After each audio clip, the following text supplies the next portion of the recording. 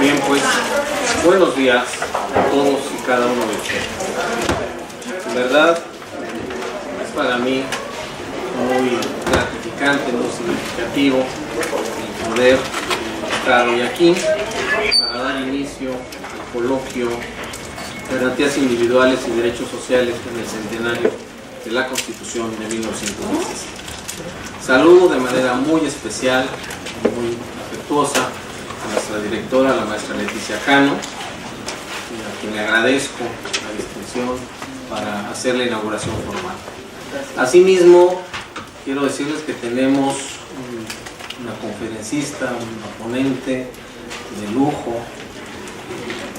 En verdad es una gran satisfacción tener aquí en nuestra escuela a la doctora Gloria Villegas, que también es directora de la Facultad de Filosofía y Letras, una escuela hermana, que ha sido muy importante en la historia de la universidad, en la generación de una serie de conocimientos muy valiosos todos ellos.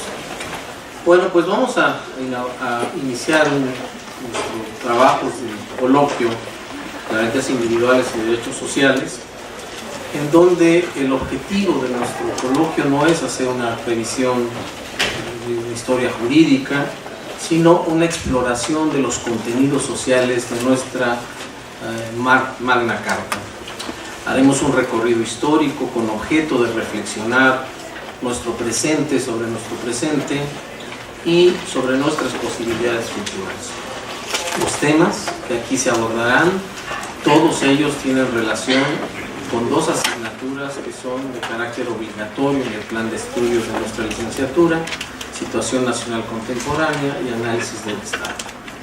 Para el desarrollo de los temas, reitero, contamos con la colaboración de los especialistas más reconocidos en cada uno de ellos, lo cual es una enorme distinción.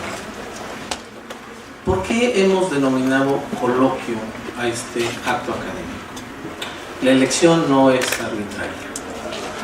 Allá hace muchos años, 1522, Erasmo de Rotterdam así tituló a una de sus principales obras y definió el título justamente de esta obra, así se llamaba Coloquios, y los definió como una práctica para conversar, preguntar y responder sobre temas de interés filosófico, religioso, político, etc., con rigor y profundidad, pero, y aquí lo importante, pero de manera amigable, fluida, fácil y sin convencionalismos. Así describía don Erasmo de Rotterdam lo que él entendía como los coloquios, una, insisto, de sus principales obras.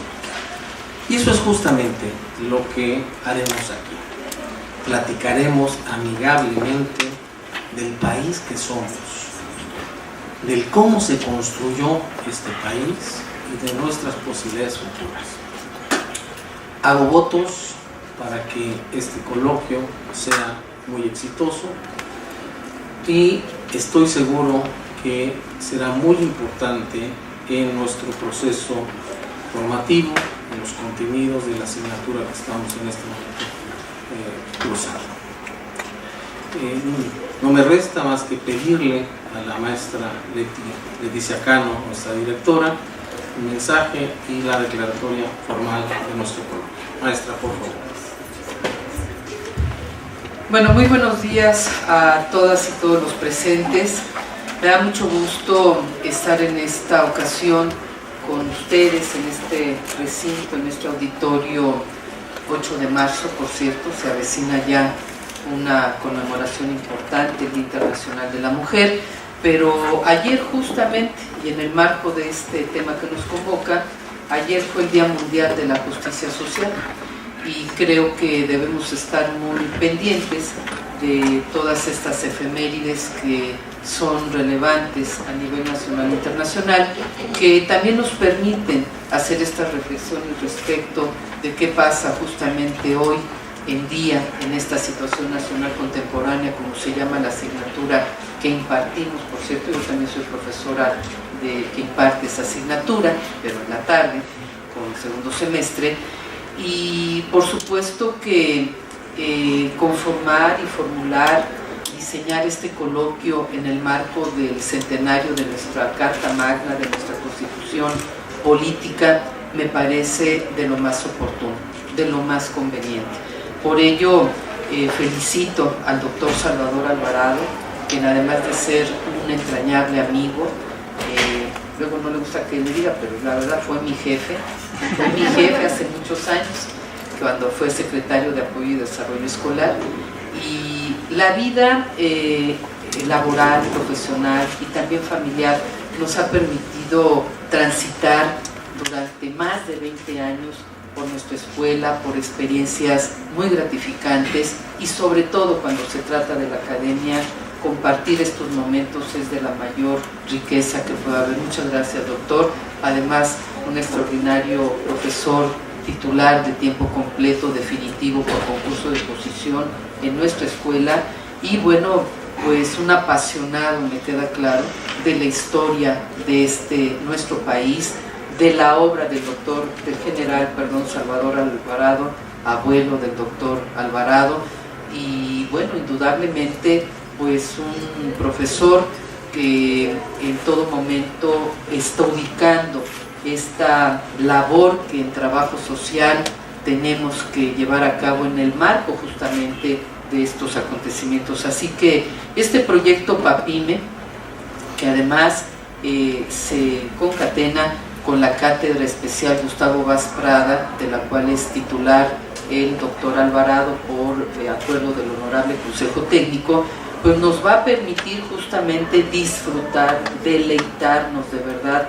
conocer las reflexiones, las aportaciones de especialistas, como esta mañana mi querida amiga, mi querida colega, directora de la Facultad de Filosofía y Letras, historiadora, extraordinaria, de verdad conferencista, pero sobre todo conocedora de los temas que tienen que ver con nuestra historia, la doctora Gloria Villegas Moreno. Muchas gracias, doctora, señora directora. Ahorita la facultad está en proceso, pero hasta el último día como directora de la facultad yo le agradeceré infinitamente, porque ha sido también una gran amiga, una aliada en los momentos de trabajo, en los momentos en que uno tiene que cerrar filas en muchos casos. Bienvenida a esta casa, a la Escuela Nacional de Trabajo Social. Me da mucho gusto que este coloquio Garantías Individuales y Derechos Sociales en este centenario, pues justamente tenga su apertura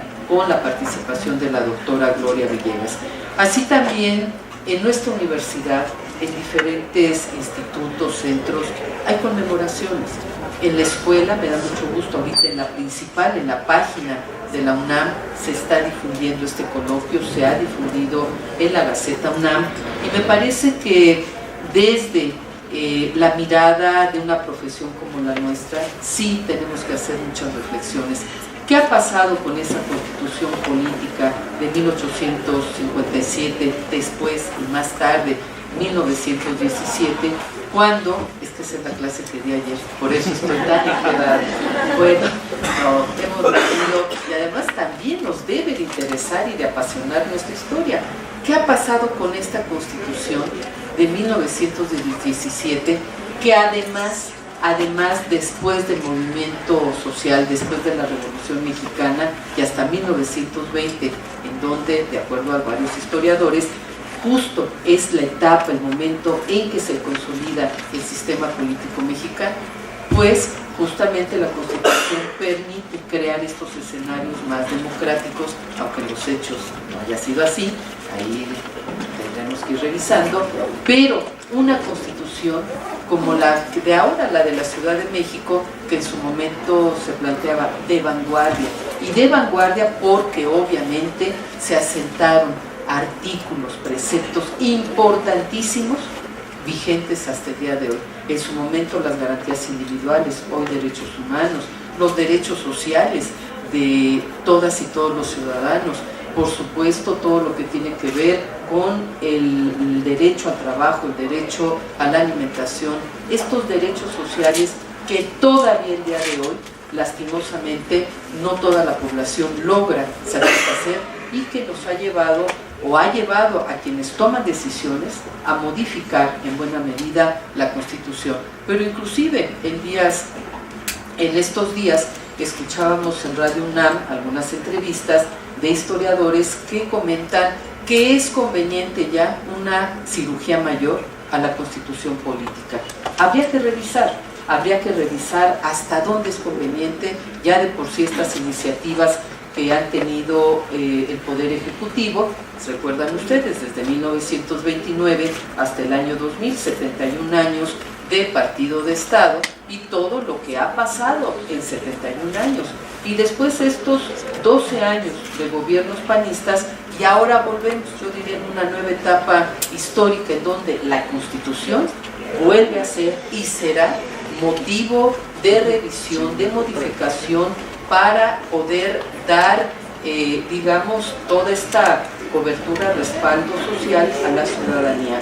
Hay un concepto que antes de inaugurar, prometo un minuto nada más, no me tardo más, no puedo omitir lo que ya el doctor Jorge Carpizo en su momento planteaba como las facultades metaconstitucionales del Poder Ejecutivo. Creo y estoy segura que en estas sesiones de trabajo se tendrá que abordar, porque justamente si bien la Constitución le da un poder de facto ya, un poder legítimo, legal y legítimo al Poder Ejecutivo, bueno, también hubo estas llamadas facultades metaconstitucionales que el doctor Jorge Carpizo, extraordinario es rector de nuestra universidad, lamentablemente ya fallecido, pero además pues estudioso de estos temas, nos planteaba con mucha claridad qué pasa con estas facultades, es decir, más allá de los límites de la Constitución. Por ello es de verdad apasionante conocer desde el programa de la Soberana Convención de Aguascalientes, que será el tema de esta mañana, y su influencia en los artículos de la Constitución de 1917, las garantías individuales y los derechos sociales que abordarán un trabajador social, exdirector de nuestra escuela, el maestro Carlos Arteaga, y la doctora Carolina Arteaga Juárez. La obra de Salvador Alvarado y la Constitución de 1917, que el doctor Salvador Alvarado abordará también en este coloquio, y tenemos temas también interesantísimos, Francisco J. Mújica y la lucha por la justicia social. Repito, ayer Día Mundial por la Justicia Social, todavía justicia social que me parece no se ha logrado. Bueno, con la doctora Ana Rivera Carbo. Así también se revisarán los artículos 3, 24, 27 y 130, bueno, de la presidencia del jefe máximo de la nación, recuerdan ustedes, el general Plutarco Elías Calles, el maximato 24 al 28, con la doctora Georgette José Valenzuela, y el maestro José Gamas Torruco abordará los grandes temas constitucionales, educación, bienes de la nación, entre otros rubros. Para más tarde, ya el 2 de marzo, el doctor Octavio Rodríguez Araujo, otro extraordinario universitario, nos acompañará con el tema Estado laico y religiones, preceptos constitucionales. La doctora Angélica Cuellar, directora de la Facultad de Ciencias Políticas y Sociales, hablará de los 100 años de la Constitución, hacia dónde va la administración de justicia en México. Así también el doctor Jaime Cárdenas hablará sobre las reformas a la Constitución de 1917, y cerraremos con un extraordinario estudioso de la vida y obra del general Salvador Alvarado, pero también de otros temas que tienen que ver con la historia de nuestro país, el doctor Francisco José Paoli Bolio, el constitucionalismo del siglo XXI en el marco de este centenario. Como vemos, extraordinario coloquio, doctor, de verdad, mil felicidades, y agradezco también a profesoras, profesores que se encuentran en este recinto, a Gaceta UNAM, muchas gracias por acompañarnos, y a todo el equipo que hace posible que esta mañana demos inicio a este coloquio. Con ello, pues, queda formalmente inaugurado el coloquio, deseando el mayor de los éxitos y un producto que vamos a tener, que es el libro resultado del mismo. Felicidades, yo voy a estar ahí simplemente escuchando a mi querida doctora, y mil felicidades. Hasta luego.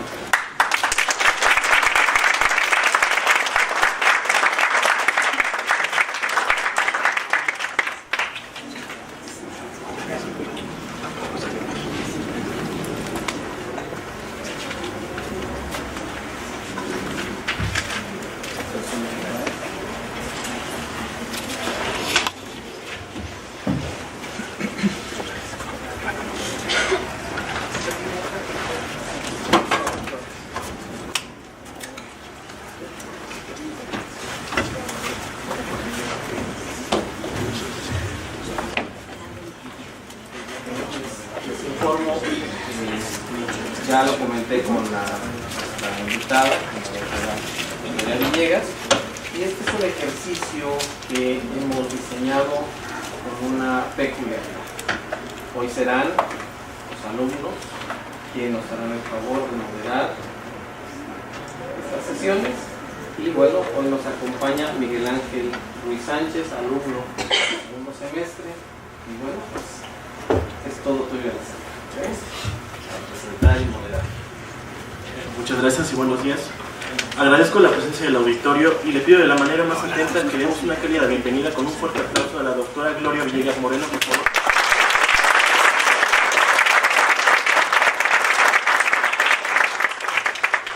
Bienvenida, esta escuela es suya. La doctora nos hablará acerca del programa de la Soberana Convención de Aguascalientes y su influencia en los artículos de la Constitución de 1917. Bueno, la doctora es licenciada, maestra y doctora en Historia por la Facultad de Filosofía y Letras de la UNAM, donde es profesora titular C de tiempo completo. Actualmente es directora de la facultad y con antelación se desempeñó como secretaria general y secretaria académica. Forma parte del Sistema Nacional de Investigadores y es autora de 9 libros y 69 artículos publicados en revistas especializadas y obras colectivas. Asimismo, es coautora de 7 libros más. Entre los primeros se pueden citar Emilio Rabasa, su visión histórico-política y el constituyente de 1917-1918. En torno a la democracia, el debate político en México, 1901-1916. México, liberalismo y modernidad, 1876-1917. Rostros, voces y alegorías. Esta última obra fue traducida al idioma inglés.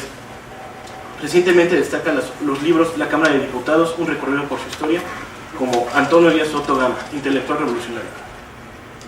Ha sido conferencista en más de un centenar de reuniones académicas nacionales e internacionales, como coordinadora de varios proyectos, como coordinadora de varios proyectos de investigación, entre los que resalta Así fue la Revolución Mexicana, una obra de 8 tomos.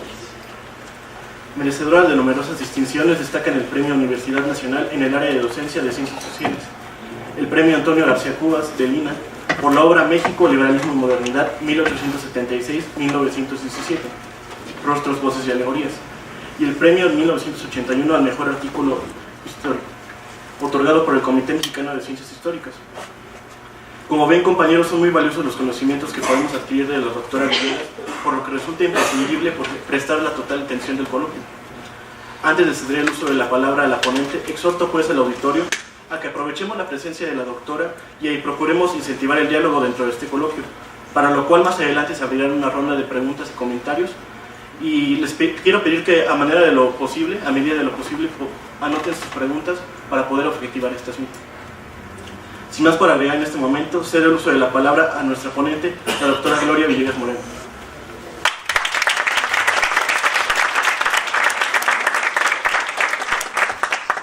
Muchas gracias, Miguel Ángel. Un honor que moderador que estamos. Bueno, quiero agradecerles a todos su presencia, a mi querida amiga Betty Yacano, que hemos compartido muchos momentos importantes durante todos estos años, y por supuesto al doctor Salvador Alvarado por esta invitación. Además, la generosidad y comprensión de los ponentes para hacer un ajuste de horario. Y con muchísimo gusto comparto con ustedes algunas reflexiones. Quiero decirles que este tema de la influencia de la Convención, de las deliberaciones de la Convención en el Congreso Constituyente 16 y 17, es un tema que todavía tiene muchos puntos por esclarecer. Compartiré pues con ustedes aquello que vamos entendiendo a partir de los documentos, a partir de las reflexiones de la gente que vivió en esa época, de la prensa de ese tiempo. En nuestra universidad tenemos una maravillosa biblioteca que de verdad yo les ayudo a consultar sobre las más diversas temáticas, desde las modas femeninas del siglo pasado, las recetas de cocina, las obras de cine, las de teatro, los primeros automóviles que hay en México. En fin, es realmente un repertorio de conocimiento fascinante. Y me voy a referir a este tema estableciendo primero algunos referentes cronológicos, para que más o menos precisos, y algunos breves antecedentes, para lo cual, si me permiten, quisiera yo pasar algunas imágenes que han sido investigadas en distintos fondos, porque a través precisamente de las imágenes nosotros vamos pudiendo tener una idea de lo que es ese tiempo y esas circunstancias, ¿sí? Además, siempre los trabajadores sostenemos que la vida política no está separada de la cultura, no está separada de las actividades de diversa índole, y por eso proponemos algo parecido a lo que hacen los matemáticos en las teselaciones, integrar todas las piezas de un gran rompecabezas para comprender la realidad. A veces nos topamos con que no existen fuentes documentales suficientes. En el caso del Congreso Constituyente, felizmente contamos con los debates ya en formato digital, pero en el caso de la Convención, los debates, que son verdaderamente interesantísimos, se encuentran dispersos. Una parte está en el Archivo General de la Nación, en el Fondo Convención, otra parte está en algunos fondos de nuestro Archivo Histórico de la Universidad, en el Fondo Magdalena Cerda. Hay otra parte de los debates en el Archivo de Roque González Garza, que se encuentra en la Universidad Intercontinental. Entonces, bueno, lo primero que tenemos que hacer, si hay una serie, digamos, de publicaciones, crónicas y debates de la Soberana Convención Revolucionaria, que compiló Isidro Fabri. Entonces, todo esto nos va permitiendo formar una idea de lo que yo les anticipo, y espero que después de esta charla y de sus seguramente muy interesantes preguntas podremos constatar que se trata de un episodio importantísimo en nuestra historia, sobre todo porque se llevaron a cabo deliberaciones, ¿sí?, sobre puntos nodales de la vida del país: la organización política, el sufragio, la situación de las mujeres, todo aquello que tenía que ver con los trabajadores campesinos, obreros, la riqueza del subsuelo, el dominio de la nación sobre estos temas, las relaciones internacionales, el ejército, etcétera, etcétera, ¿sí? Y cómo este gran debate que se dio entre 1914 y 1916 va a impactar de una manera directa a la Constitución de 1917. Y sí me parece importante, haremos un rápido recorrido con estas imágenes, un poco para ubicar el tiempo y percatarnos de que en qué medida la sociedad mexicana, aún estando en la revolución, es una sociedad que quiere vivir bajo el imperio de la ley. Les anoto un dato que siempre me ha parecido muy interesante. Entre 1914 y hasta antes de la Constitución, en México no había poder legislativo, ni Cámara de Diputados, ni Cámara de Senadores, que fueron disueltos durante la época de Huerta. No había legislaturas en los estados, porque por la misma revolución dejaron de funcionar. No había autoridades electas. Los gobernadores y los jefes militares eran designados por los diferentes caudillos. México, bueno, desde el inicio del gobierno de Huerta, prácticamente no contaba con el reconocimiento de Estados Unidos, sí de otros países, pero una situación muy complicada en medio de una crisis económica brutal. Ustedes habrán visto esos billetes que emitían las distintas facciones y que era papel de uso corriente en distintos lugares. Una crisis económica, una devaluación del peso fuerte, precisamente por los hechos mismos de la guerra. En fin, y bueno, la guerra mundial ahí en 1914. Entonces, el escenario no era sencillo. Sin embargo, este país deliberaba y discutía sobre su futuro a través de estos órganos de convención. Entonces, rápidamente veremos algunas imágenes. Yo quería mostrarles esa, que la habrán visto a lo mejor reproducida en muchos libros, que es una imagen, una obra de Petronio Lo Monroy, que representa la Constitución de 1857. Justamente es una obra de 1870 y tantos, ¿sí? Pero ven ustedes cómo está representada como una especie de figura bíblica. Las tablas de la ley son lo que representa la Constitución, una figura alada, etérea, que representa y condensa los ideales de los mexicanos. Por favor, la siguiente. Bueno, fíjense ustedes que una gran preocupación del país fue siempre la actuación de los gobernadores, y eso nos puede resultar familiar.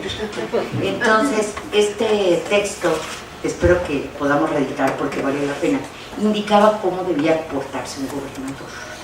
Y se los menciono porque tenía que ser educado, hablar bien, ser honesto, ser cordial con la gente, pero sobre todo cumplir sus obligaciones. Y esta es una curiosidad bibliográfica, pero nos muestra hasta qué punto estas preocupaciones están presentes. La siguiente, por favor.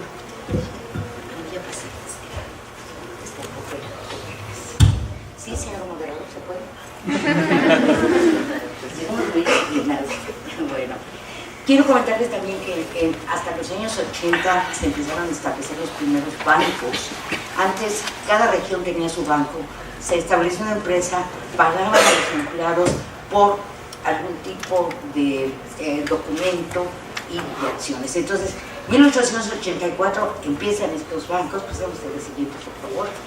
Y esto nos está mostrando hasta qué punto el país está cambiando. Hay un fenómeno de desarrollo industrial, inversión extranjera. Esta es con dedicatoria especial para mi amiga, los periódicos feministas de la época, que además hay unas contribuciones extraordinarias. Tenemos noticia pues de la primera mujer que se graduó como dentista, de la cual ha hecho un trabajo muy bonito, la doctora Marta Curie. Tenemos esta playa de escritoras que nutren, a veces también los varones aportan esto, pero el álbum de las señoritas mexicanas de 1840 y tantos, sí, que indica cómo se deben portar las señoritas. Si quiere luego les doy la ficha para que lo consulten. Pero es muy interesante, o sea, todo esto que está huyendo en la sociedad, por favor les inviten a finales de esos años. Y desde luego empieza la prensa, que eso es una cosa importantísima para difundir las ideas y que va a ser clave en los momentos de la Convención y el Congreso Constituyente. Y por supuesto también la persecución a los periodistas. Esta es una imagen que a mí me gusta mucho porque era el juez Pérez de León, que le recomendaba, y lo dijo en su tesis, que afortunadamente las tesis de los abogados están en el archivo histórico de la UNAM, espero poder terminar pronto un libro en donde haga una reflexión sobre esos documentos, y el juez Pérez de León decía que había que utilizar la psicología para saber quién era un infractor, quién era un delincuente. Entonces había que mirarlo a los ojos y con eso ya se sabía. Entonces, bueno, no es un método muy científico, pero bueno, lo utilizaban y bueno, la horma psicológica decían que había que aplicarlo. El siguiente, por favor. Bueno, y contrastantemente, seguramente ustedes conocerán esta maravillosa obra de 1884, México a través de los siglos, que es la primera vez que se compendia todo su extraordinario conocimiento desde la época prehispánica y que cuenta con autores formidables como Vicente Riva Palacio, que además fue una figura política muy representativa de la época. Escribió esta obra en buena parte en prisión porque era un supuesto presidenciable y entonces los conflictos de esa época y la inestabilidad lo llevaron a una prisión, la verdad, muy fructífera, y esta es una obra clave en ese sentido. Y dentro de este tipo de representaciones, la siguiente, por favor. En este tipo de representaciones, la idea de la patria, otra vez una especie de imagen alada, ahora con rasgos indígenas, porque es el momento en que se empieza a recuperar la idea de que no solamente el mestizo, sino el indígena, que es el soporte de la sociedad, ya lo dice alguno de los autores en ese tiempo, tiene que considerarse como parte de la nación. La siguiente. Bueno, este es, a lo mejor no se ve con mucha claridad, pero un intento de mostrar todos los grupos sociales que hay en el país. En sí, es un país heterogéneo, eso lo sabemos muy bien. En estos años, alrededor con una población de 10 millones de habitantes, imagínense lo que han cambiado en todo el siglo. Pero la idea de identificar, porque además en ese tiempo se realizaban exploraciones geográficas, había áreas de investigación, la creación de los institutos de geografía y estadística. En fin, a finales del siglo XIX hay realmente una eclosión de este tipo de investigaciones que afortunadamente son o han sido el germen de las instituciones modernas y muchas de las escuelas de nuestra universidad. ¿La que sí? Bueno, una de las formas como México trataba de establecer vínculos con el extranjero y además atraer la inversión era a través de su participación en las exposiciones internacionales. Tenemos un espléndido trabajo de Tenochtitlan sobre cómo México iba presentando lo que era, lo que podía ofrecer. Claro, había que construir un pabellón, este es el llamado pabellón azteca, que se construye para la Exposición Universal de París. No me detengo en el interior, que es verdaderamente extraordinario. Trajeron y trataron de decorarlo con plantas mexicanas, al interior obras artísticas, publicaciones, etcétera, que daba cuenta, incluso hasta una máquina para, pues para beneficio de metal, un caballo, en fin, hasta la silla presidencial llevaron a la Exposición Universal de París para representar, pues para mostrar que México es un país moderno que estaba avanzando. Adelante, por favor. Bueno, por supuesto, la prensa crítica, es una caricatura de Porfirio Díaz, seguramente ustedes habrán visto varios, entonces era el último emperador zapoteca, haciendo mofa precisamente del palacio, del pabellón de la Exposición Universal de París, donde se presenta a figuras indígenas. Adelante, por favor. ¿Esto les parece novedoso? ¿Ya vieron de qué es? Es una carrera de bicicletas, sí, que empiezan a desarrollarse en la Ciudad de México, y esto lo encontramos presente en el archivo de la Ciudad de México, ahora que estamos muy a tono, ¿verdad?, con lo de la bicicleta delante, por favor. Son simplemente flashazos de lo que está pasando en ese tiempo, el desarrollo de las compañías mineras. Por supuesto sabemos que México es rico en minas, o sea, el oro, el cobre, la plata, etcétera. Y en esa época se les llamaba minas de petróleo, muchos yacimientos petroleros en ese tiempo podían explorarse, y eso dio lugar a la fundación del Instituto de Geología, antecedente del actual Instituto de nuestra universidad. La que sigue, por favor. La que sigue. Bueno, obviamente esto, ¿de qué sería una compañía destiladora? ¿De qué? O sea, la fabricación de los vinos y todo eso también se desarrolló. Son sociedades anónimas, ¿sí?, que encuentran en México un clima muy propicio, tanto por el hecho, ¿tú me dices, por el hecho de las materias primas, como por una mano de obra muy barata. Adelante. Y al mismo tiempo que se desarrollan este tipo de construcciones, este tipo de empresas, bueno, pues los campesinos se incorporan a trabajar en las urbes, y entonces estamos frente al surgimiento de la clase obrera, que esto es muy importante. Digo, a la expansión había, pero dispersos. Y otra cosa que quiero señalar como antecedente de lo que diré después, las ideas anarquistas y socialistas entran en México muy temprano, como lo ilustró el espléndido historiador Gastón García Castro. Esto seguramente, a ver quién identifica esta construcción. ¿Es del Bolívar? No. ¿Es la que está en Madero? ¿No? Es la Casa Boker. La Casa Boker, en el momento de la construcción, tuve el privilegio de que el descendiente de la familia Boker me prestara esta imagen, me permitiera reproducirla, porque es el momento de la construcción que va a ser uno de los edificios emblemáticos de ese tiempo, y muestra de cómo la ciudad empieza a crecer a través de estas construcciones. La siguiente, por favor. Bueno, y obviamente los contrastes. Una imagen del periódico Regeneración que fundan los hermanos Flores Magón, y que empieza, y esto viene muy a tono con lo que estamos conmemorando, ¿verdad?, empieza con la idea de señalarle al gobierno los problemas en la administración de justicia. En todos estos casos la gente no empieza siendo revolucionaria, sino que va radicalizándose. Hay una serie de buenas intenciones y hay una frustración y toparse con pared porque esto no se da. Este periódico, la verdad, es una muestra impresionante del espíritu de los jóvenes de ese tiempo. Tanto Jesús como Ricardo Flores Magón eran estudiantes de jurisprudencia en la escuela de la universidad. Podemos ver, por ejemplo, sus expedientes, traigo algunas fotografías de sus jóvenes de ese tiempo, y que el periodismo los impulsa porque consideran que es la manera de contribuir a la vida del país. Adelante.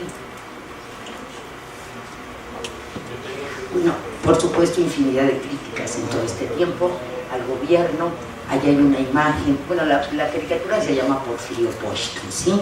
Entonces es un dios al que se le están rindiendo homenajes con justamente los indígenas, a los que el general Bernardo Reyes, que era el secretario de guerra, es el que está ofreciendo la sangre, porque estos grupos indígenas decían en la época que eran refractarios al progreso, porque se enojaban si trazaban un tren en medio de sus tierras. En realidad, y hay sometimientos muy fuertes de las tribus yaquis y mayas, y eso pues va formando todo esto que nosotros conocemos como una inconformidad generalizada. Adelante. Esta es una virgen, es una imagen que se llama Viernes de Dolores, y ustedes alcanzan a leer todo lo que tiene atravesado en ese corazón de la Virgen. ¿Vale? La perpetuidad, la iglesia, o sea, todos los males están agobiando a esta mujer que representa a la República Mexicana. Y quiero hacer un señalamiento en la imagen, en la parte del medio, a ver, aquí, hay la iglesia, o sea, todo lo que le pasa al país, podríamos ahora casi equiparar muchos de esos puntos semejantes, etc. Este es un gorro frigio. El gorro frigio, ¿se acuerdan de ese gorro frigio? El gorro de la Revolución Francesa, el gorro encarnado, que para mí fue una de las pistas iconográficas de la importancia que van teniendo todas estas ideas a lo largo del tiempo. Pero vean qué combinación religiosa, ¿sí? Crítica política y al mismo tiempo una visión progresista, porque la Revolución Francesa, decía Justo Sierra, que era la partera de las democracias de toda América Latina. Vean, a mí me gusta mucho esta cita de Sierra, que como ustedes saben fue refundador de nuestra universidad, que como ustedes saben fue una figura, un secretario de Educación Pública, escribiendo libros de historia con una gran cultura, pues se antoja muy agradable y desde fuente no va a repetirse, ¿no? Pero en ese tiempo Justo Sierra, y además, fíjense que hemos encontrado elementos para probar que muchos de los revolucionarios estudiaron en institutos de Justo Sierra y se entienden las características y los matices de sus discursos. La que sigue, por favor. ¿Quiénes son? Flores Magón, ¿sí? Son fotos de filiación, cuando aprendieron. En el Archivo General de la Nación hay un fondo realmente bellísimo que se llama Revoltosos Magonistas, ¿sí? Y ahí van, ahí los consignaban, los perseguían, en fin, decían que ellos les mandaban instrucciones a sus partidarios en pantalones enrollados, que supuestamente era para que los grabaran, y bueno, nada los detenía, la prisión jamás los detuvo para esa obra importantísima que hicieron, la que sí. Y lo menciono porque este es un antecedente muy importante de lo que puntualizaremos de la Convención del Congreso Constituyente. ¿Sí? El flujo de ideas está aquí. Esta es una fotografía de Antonio Díaz Ortega, el ideólogo del zapatista, y que fue una figura clave y central en la Convención Revolucionaria. Tuve la fortuna, bueno, dicen que los historiadores no tenemos fortuna, sino a través de trabajo nos empecinamos, y bueno, de localizar y consultar el archivo de Antonio Díaz Ortega, en ese tiempo todavía en posesión de su familia y que ahora se encuentra en el Centro de Estudios de Historia de México, Carso. Uno de los documentos más bellos que pude encontrar ahí son los discursos que pronunciaba Antonio Díaz Ortega el 15 de septiembre, cuando tenía 14, 15 años, los escribía, su era abogado, disciplinado, etc. Y entonces es maravilloso ver a ese joven hablando y haciendo una crítica al gobierno de General Díaz en su natal de San Luis Potosí. Cuenta la tradición que el gobernador se enojó, mandó llamar al papá de Antonio para regañarlo por lo irreverente que era su hijo, ¿no? Y que Conrado Díaz Soto le respondió: señor gobernador, de la puerta para afuera mandó usted, pero de la puerta para adentro mandó yo. Y mi hijo va a seguir diciendo, escucha. Bueno, lo siguió diciendo toda la vida, ¿eh? Entonces, la que sigue, por favor. Bueno, esto solamente quiero comparar a lo que es coetáneo. El estudio de Jesús Contreras, el extraordinario escultor, autor de esa maravillosa obra en la Alameda, Marguerite Duras, a pesar de todo, fue uno de los personajes que estuvo en la edificación del pabellón de la Exposición Universal de París. La que sigue, por favor. México es Evolución Social, es otra obra que se creó en 1974 para mostrarle al mundo los avances que ha tenido el país, ¿sí? Y bueno, está en francés, en inglés, la podemos consultar afortunadamente en las bibliotecas de la universidad, en las de Derecho, en la biblioteca Secar, por unas imágenes verdaderamente extraordinarias y un discurso que va a la necesidad de proseguir con la modernización, pero al mismo tiempo hacer justicia a todos estos grupos sociales. ¿Qué les significa? Bueno, estas se las mando a mis amigos que trabajan en la Secretaría de Hacienda, porque alguna vez hubo superávit, ven ustedes ese rodete, ¿no? Y bueno, es una mujer realmente enjollada en ese tiempo, y sí, verdaderamente había un crecimiento económico sin desarrollo social, que esto es importante. La que sigue, por favor.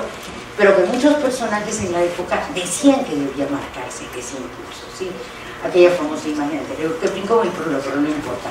La Constitución ha muerto en 1903 por los grupos magonistas, y bueno, las medallas que recibían quienes aniquilaban a los magos en una guerra brutal, ¿no?, de ese tiempo para acabar con esos hombres. Adelante, por favor.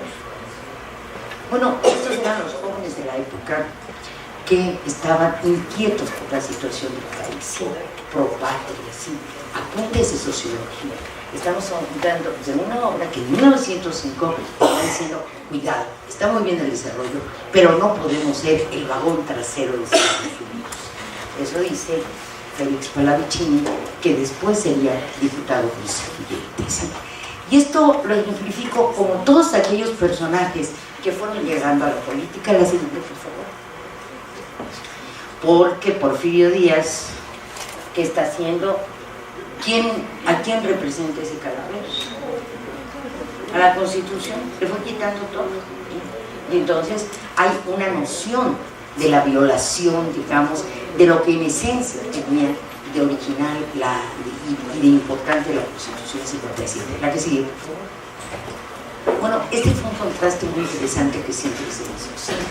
Juárez, otra vez el gorofrillo, propositivo, ¿sí? Porfirio Díaz, el sometimiento a la Iglesia, al capital extranjero. Y estos fueron los contrastes en una espléndida publicación que se llamaba El Colmillo Público, que por cierto era suficientemente incisivo. Adelante. Bueno, Justo Sierra, que digo, es un personaje que tendremos que estudiar siempre. Hace algún tiempo se decía, bueno, pues Justo Sierra fue porfirista.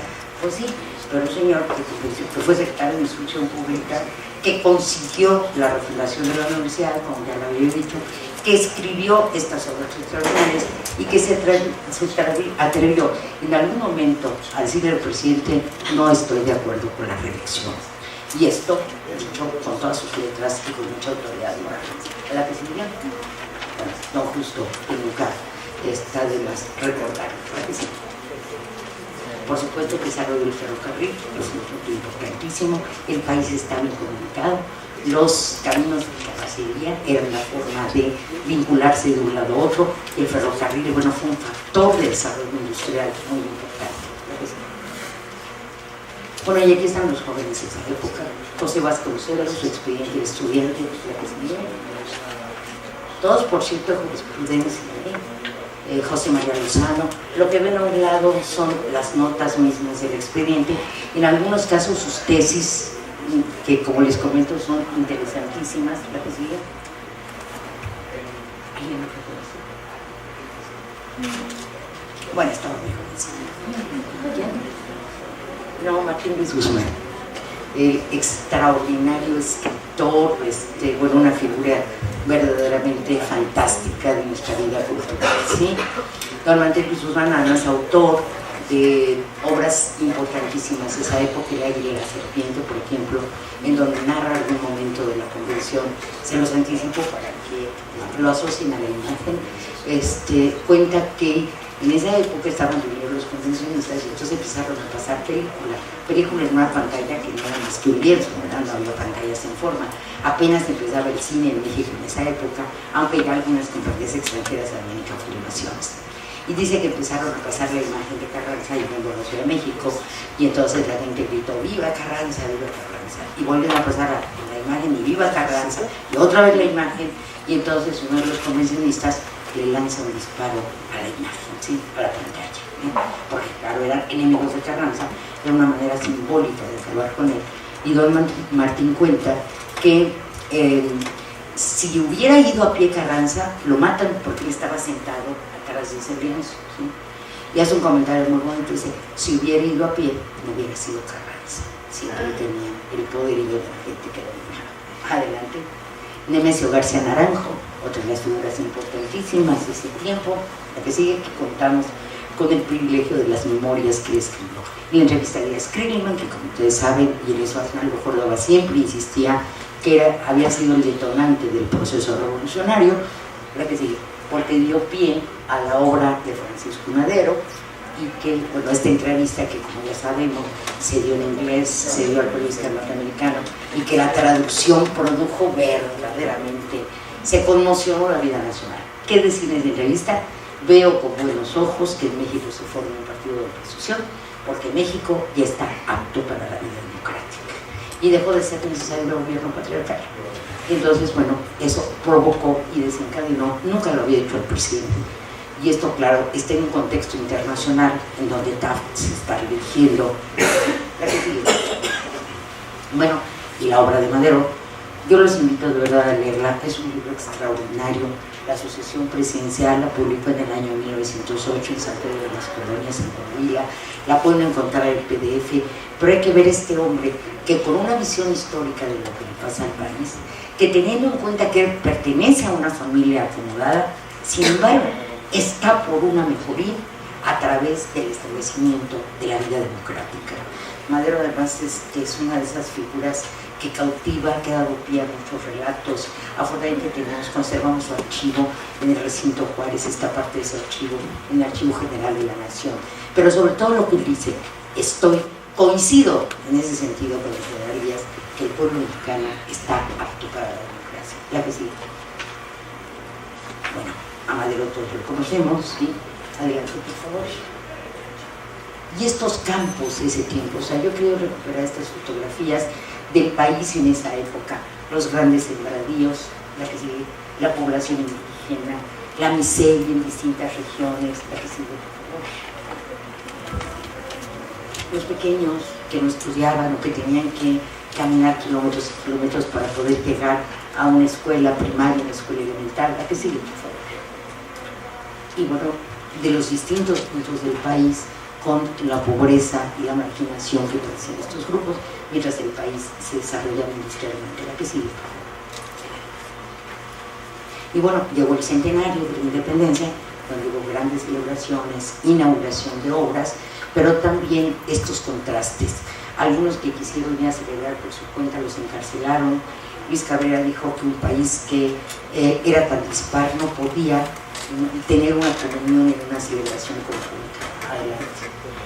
Y cómo se empieza otra vez, o sea, estas imágenes, recuperar al indígena, pero el indígena idealizado, aunque el indígena real estuviera pésimo. Bueno, esta es una curiosidad que encontramos en el Archivo General de la Nación. Es un distintivo que se utilizó en el momento de la independencia, en el momento de la conmemoración. Lo que sigue, por favor. Es nada más el otro lado. Ahí se celebra a Díaz, a Hidalgo, la combinación de las figuras del pasado y del presente. Seguimos. Bueno, esta es 15 de septiembre, Palacio Nacional, la noche. ¿Sí? Y me parece una imagen muy bella de lo emblemático que representa, de los emblemas de ese tiempo. ¿Sí? Cuenta Federico Gamboa que estaba junto al embajador alemán en el balcón del Palacio Nacional cuando empezaron a vivir un movimiento un poco extraño, grupos de gente que iban de un lado a otro, un disparo por ahí. Y el embajador le preguntó a Gamboa, ¿qué está pasando? No, pues a los mexicanos les gusta mucho celebrar, todo está tranquilo. Y de repente ve una imagen, un estandarte, y le pregunta al embajador, ¿y de quién es esa imagen? Del general Díaz con barbas. Las usaba cuando era joven, dijo Gamboa. Era un retrato de Madero en el corazón mismo de la conmemoración oficial, cuando ya había iniciado su lucha por la revolución. Adelante. Bueno, son parte de las conmemoraciones del Palacio Nacional, que estuvieron bellísimas y que realmente contamos con el álbum conmemorativo de esas celebraciones que nos permiten recrearlas en ese tiempo. La que sigue, por favor. La publicación. Bueno, vamos dos más adelante para no detenernos en eso. Una marcha que le dedican a Madero, unos versos muy bonitos, decían, ¡ay, qué Madero tan hombre! Llénate de bendiciones, Madre mía de Guadalupe, sigue protegiéndolo. En fin, toda esta parte religiosa, adelante, también dirigida a Madero. Las banderas, ahí verán ustedes, sufragio efectivo en la reelección y el desencadenamiento de la lucha armada. Y bueno, Porfirio Díaz se va al exilio con una maleta llena de, ¿se ven? Remordimientos. por todo lo que le he hecho al país. Bueno, a través de esto podemos ir construyendo un discurso, es decir, podemos ir viendo el santo de moda, porque el santo de moda es San Luis, por el plan de San Luis. Todos apelaban del plan de San Luis que presionaba. Esta es una de las muchas caricaturas que hay en ese tiempo con mucho ingenio, hay que decirlo. Zapata, por supuesto, la que sí. Y el zapatismo, cuando Zapata se levanta en armas con el plan de Ayala en contra de Madero, después por el triunfo de la revolución, pues es un animal brioso, muy duro de domar, y eso va a pasar, y va a ser muy importante esta presidencia en la convención. ¿Lo que sigue? ¿Quién me explica esa caricatura? ¿Nuestro moderador? ¿Qué caricatura? Madero por la estatura. ¿Y qué dice?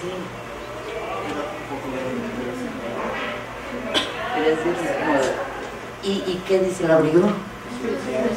Le queda grande la presidencia, ¿sí? O sea, todos estos juegos, sintiendo que después de un hombre muy fuerte como había sido Díaz, Madero representaba la debilidad. Y esto es parte del asunto.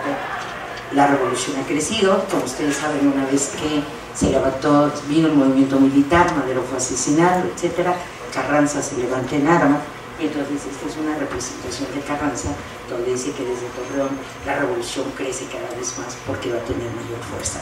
Como sabemos, bueno, pues el gobierno de Huerta fue verdaderamente desastroso. Bueno, aquí es un baile en donde pueden, una recepción, pueden a cada uno de los representantes de ese tiempo. Carranza está bailando con la revolución, Huerta con la presidencia, y el pueblo con la más fea. Bueno, todo ese ingenio que finalmente hay que seguir reflejando cuál es. Fíjense que este es un caso muy bonito porque es la única. ¿Se puede separar esto? Sí.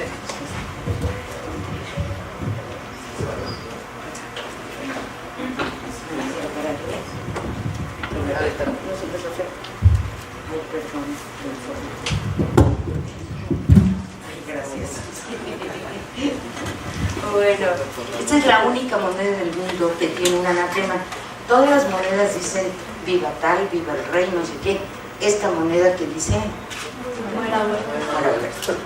es una moneda que expidieron en Cuencama y Durango, por supuesto los constitucionalistas, y me parece un bellísimo ejemplo de hasta qué punto estaban confrontadas las versiones.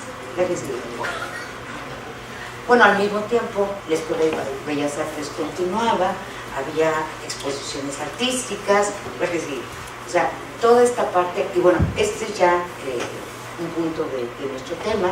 Estos son los miembros de la convención, en el centro Antonio Villarreal, con la bandera que, como ustedes sabrán, dio lugar a un incidente porque cuando llegaron los zapatistas, a Soto Gama se le ocurrió jalonear la bandera y decir que solamente era un trapo, que era la expresión de la reacción.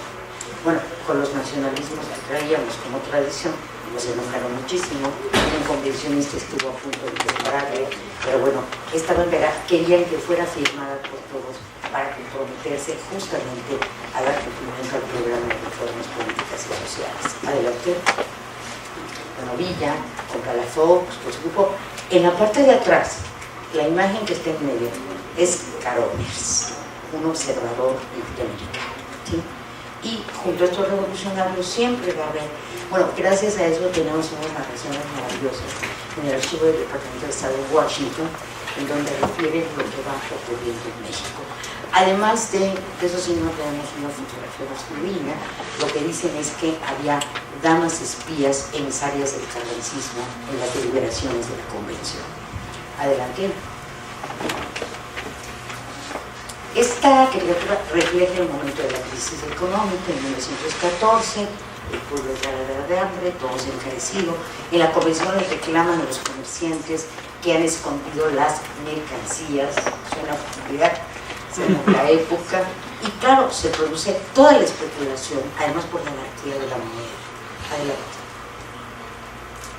La patria va hacia la paz o el abismo, entre los convencionistas, los constitucionalistas y de quién son las garras que están bajo. O sea, bueno, les iba a decir del tío Tronco. La que sigue, por favor. Y esta que es muy bonita, o sea, la revolución ha parido cuates. Uno es Carranza y otro es Urbano Gutiérrez, el presidente de la convención. Entonces, como ustedes verán, hay esta raigambre común, pero hay una serie de la guacamaya, o sea, el mismo título del periódico es una belleza por cómo está grafilado para hacerlo atractivo. La que sigue, la evolución de la dictadura, sí. A Francisco Villa lo representan como un monstruo, obviamente impresionaba a muchísimos, impresionó a los Estados Unidos, también parece que fue el único, pero vean cuál es la genealogía: Santana, Díaz, Huerta, ¿no? Pero la que sigue, y bueno, de Alzapata. Déjenme que les cuente que este es un dibujo muy bonito que me aparece en el archivo de San Carlos, en el acervo de nuestra universidad. Es un dibujante que hizo un estudiante de ese tiempo y realmente es espléndido. Bueno, esta no es la de Carranza, pero además, a ver, nuestro moderador puede leer fuerte, fuerte para que lo oiga. No te arrugues, pero viejo, que te quiero para La que sigue. Y bueno, esta es un bonita porque además ya está en nuestro tema, espero que se refiere, viendo la colección, sí, está Villa, está el presidente Wilson y está, por supuesto, Carranza. ¿Dónde consiguen ustedes las armas? Las recibimos de los Estados Unidos. Sí, la revolución se alimenta desde allá, en un flujo controlado, más o menos armas. Digo, muchas cosas que ocurren ahora se parecen muchísimo a lo que pasaba hace 100 años, sin guardar las proporciones. La que sigue, la de Villa, exactamente también en el archivo de San Carlos, adelante, una figura realmente extraordinaria. Y este que es el periódico Vanguardia, entonces, en Veracruz circulaba entre los revolucionarios, pero la verdad es una imagen muy bonita porque además representa lo que es la moda de ese tiempo, sí, de una mujer, pero ven ustedes sus adornitos, ¿verdad? Una espada, un machete, yo soy la revolución, la destructora, ¿no? Adelante. Y bueno, toda esta variedad, imagínense ustedes el tiempo que tardó más o menos en estabilizarse la circulación monetaria, porque todos se le tienen billetes. Adelante. Bueno, por supuesto, la venta de la Constitución, a la que finalmente se llegó, ya la visitamos rápidamente, y en este contexto hay una imagen que es, ya que sigue, por favor, sí, que es muy bonita, que es donde se publica la Constitución. Juárez, por supuesto, Carranza, la patria, con su gorro, por supuesto. Y esto simboliza todo esto de lo que hemos venido hablando, de las diferentes posiciones sociales, aunque por supuesto el destino y el gran tema del futuro sería cómo ejercer el poder ejecutivo. Carranza se preparó para la elección, la que sigue, y con eso terminamos, sino que la propaganda de ese tiempo que podría estar vigente, ¿quiere usted saber por qué voto yo? Se jalaba un cordoncito. La siguiente, Carranza. ¿Sí? La propaganda política estaba en boga en ese momento. Quise mostrarles el tiempo, me queda medio minuto.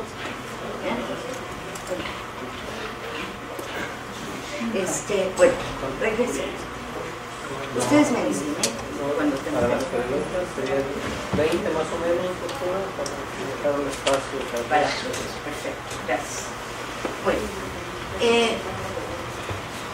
espero no haberlos fatigado con estas imágenes, pero a los exploradores nos gusta mucho ir poniendo el contexto, siempre son las que se están desarrollando de determinada manera, como una diversidad social, y entonces, ¿qué es lo que pasa en la convención? ¿Y por qué surge la convención? A la convención la cita Carranza, la invita a que haya una reunión entre los generales que en ese tiempo tienen mando de tropa en la Ciudad de México, por supuesto, pero él va eligiendo a gobernadores, capitanes. Gracias. Y entonces la idea que él tiene, y cuando se presenta, es una idea que le costó un poco de trabajo, llegar a, no una idea, sino una acción que le costó un poco de trabajo, porque cuando cayó Victoriano Huerta, cuando finalmente renunció, varios de sus colaboradores, Luis Cabrera, en fin, gente cercana, le decían que restableciera a la Cámara de Diputados que disolvió Huerta. Hay una imagen muy bonita de Huerta donde lo ponen con una botella, porque además sabemos que Huerta era un dipsomano, ¿no? Y entonces la botella se llama Cámara de Diputados y dice así: agítese y después disuélvase. Y la verdad es que son un ingenio extraordinario y todo esto. Bueno, pero entonces ya que Huerta renunció a la presidencia, bueno, ninguno de los caudillos tenía la fuerza suficiente para lograr el control del país. Por un lado estaban los zapatistas levantados en armas, por otro lado los carrancistas, Villa, Obregón, etcétera, dispersos en distintas regiones, y esto hacía un país enormemente difícil, digamos. Y les quedó claro que tenían que ponerse de acuerdo. ¿Y cómo se iban a poner de acuerdo? A través de la reunión de todos esos militares o sus representantes para determinar cómo se iba a regresar al orden constitucional, o sea, un gobierno interino, unas elecciones, pero además no se iba a volver a cometer el error de la época de Madero, un hombre realmente muy, ¿qué diré?, un hombre con un gran valor, con un gran espíritu democrático, pero que triunfó la revolución y entonces empezó a tomar medidas no consensadas con quienes los apoyaron, y esto se fue fragmentando. Y entonces dijeron, bueno, pues vamos a hacer un grupo que desarrolle el programa de reformas políticas y sociales de la revolución. ¿Cómo integramos al grupo? ¿Se podía pensar en esa época en hacer una elección? ¿Cómo? ¿Dónde está el padrón? ¿Cómo son los resultados? O sea, ¿quién va a calificar las elecciones? Entonces, la opción fue esa, ¿no? De los militares que tienen mando de tropas. Hubo algunos intentos previos de reunión. Carranza era muy hábil. Por ejemplo, mandaba a sus representantes sin un cargo oficial para que estuvieran en la reunión, pero tampoco se supo. Los convenios de Torreón, que fueron los que determinaron que sí establecer la convención, Molino Enríquez se refiere a ellos diciendo que esto fue tan importante, o sea, esta reunión, como el inicio de los trabajos de la Convención Francesa. Ya resuelve la idea de Francia como un país. Se reunieron, por supuesto, se tenía la intención de invitar a todos los revolucionarios, pero había que empezar por algo. Y Luis Cabrera inició esta sesión, saludando pues con representación del primer jefe y diciendo que se iría invitando a todas estas personas. En las primeras reuniones de la Ciudad de México hubo deliberaciones interesantísimas, ¿sí? Por ejemplo, hubo quienes dijeron que en esa asamblea no debería de haber civiles. ¿Por qué? Iban los civiles representando a los militares. Obregón, que era de una nitidez absoluta en muchas cosas, dijo, estoy en desacuerdo con los sistemas civiles porque ellos no hicieron la revolución. Primero. Segundo, nos van a ganar todas las discusiones porque ellos se dedican a escribir en la prensa, entonces ya no se rotan. Y de una manera muy interesante le respondió Cabrera, las revoluciones no solamente se hacen con las balas, sino también con las ideas. Y decirle eso a Cabrera, yo les he hecho más daño a muchos con mis artículos, y fue cierto, sus artículos, toda la verdad sobre los científicos fue brutal, demoledor, que lo que ustedes han hecho con las balas. En fin, vinieron los debates, la convención se trató de Aguascalientes, porque era la idea que sea un sitio neutral, y ahí empezaron las discusiones. Pero no solo eso, el general Felipe Ángeles, que entonces era el representante del general Francisco Villa en la convención, insistió muchísimo en que se invitaran los zapatistas. Y hubo ahí un jaloneo, que sí, que no. Finalmente accedieron a hacerlo. Una comisión fue al cuartel general del Ejército Militar del Sur a invitar a Zapata. El día que llegaron, se publicó en un periódico El Eco del Sur un artículo muy bello donde decía: el sur es el corazón y el norte, como el norte vista, es la inteligencia. Tenemos que darnos un abrazo. Y juntos le damos un mensaje. Y casi lo cumplen, porque estaban muy, muy identificados. Los zapatistas llegaron cuando Felipe Ángeles habló con Antonio de Sotogama, que era un gran orador, que había estado en la Casa del Obrero Mundial, etc. Le dijo, nos quieren atar de manos haciéndonos firmar la bandera para que todos nos comprometamos a secundar a Carranza. Por favor, licenciado, usted es el único que puede deshacer este embrollo. Y Sotogama, que necesitaba poquito para hablar, y como les comento, bueno, llegó ese episodio de la bandera que yo les he referido, pero está en el contexto de quiénes van a integrar a esa convención. ¿Quiénes podían estar ahí?